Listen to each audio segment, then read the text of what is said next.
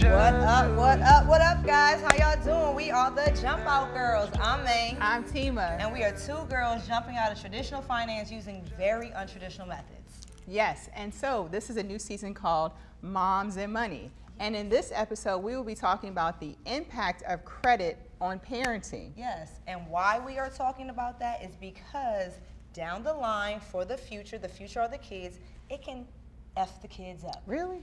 It can.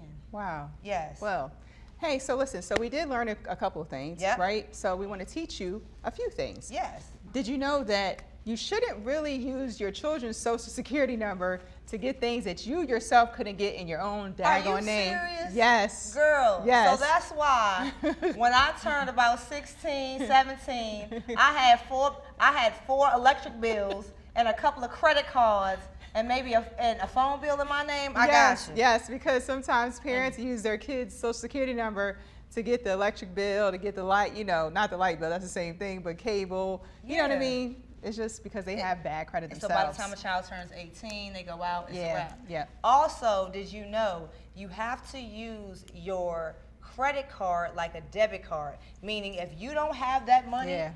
in your bank account, you can't use it. So you use your credit card as the same thing. Meaning if you know you can't pay $1,000 for those shoes, don't use it. Really? I can't? You can't. Okay. Girl, All right, no, fine. no. Damn. No. The lessons that we learned from all of this credit, oh my God. Endless. Yes, yes, yes. The main thing, the needs versus wants Yes. with the children. The needs versus wants. That's very, very, very serious. I just spit. Don't know if y'all saw that, but whatever.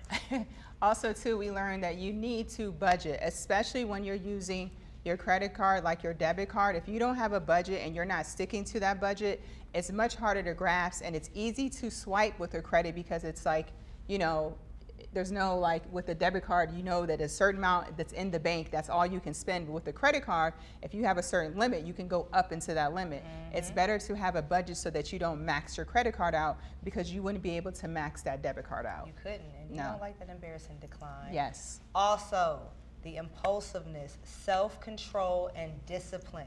Self-control and discipline. Yeah. These are one of the things that Yeah. are really, really, really tedious for some people. Meaning, let's just say you have $1,000 credit limit right there, and you're like, oh damn, I can go ahead and get these shoes that's Yeah. like $500 Right. or $800, and then that's not the way to go, because God forbid if you have an emergency, because that's what we say credit cards sometimes can be for, Yes, emergencies. yes. Now you done damn near maxed it out. So that self-control and discipline is very, very, very important. Agreed.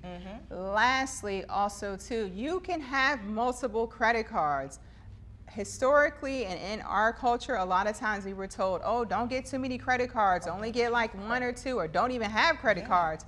However, if you're sticking to a budget, you're exhibiting discipline, you also you don't have impulse buying, there's nothing wrong with having multiple credit cards, because guess what? You can have multiple cards and use them differently for different things that you're purchasing. Absolutely, absolutely. One more thing. She said last thing, but I have one more thing. Oh, yes. Oh, you did. Read the fine print. Read it, read it, read Oh it. my read God, it, read it's it. so many people, including myself, I can speak for myself, that I have at one point not read the fine print, and that has jacked me up. So reading the fine print, read everything Yes. is very, very, very imperative. Like I'm trying to read this.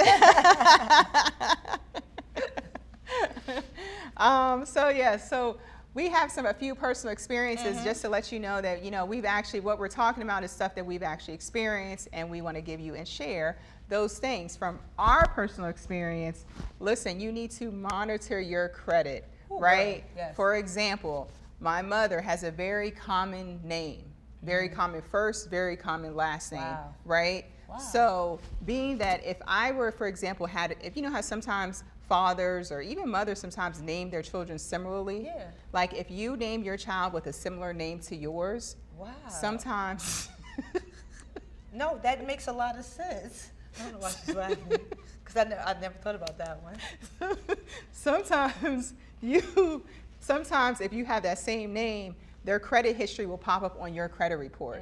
So it's good to monitor your credit just to be aware of what's on there, and if somebody else is, hey, it could be another random stranger that person can have the same information on their credit report and possibly on yours. And it could be good stuff and it could be bad stuff. Absolutely. Yeah. Going back to reading the fine print, baby, let me tell you something.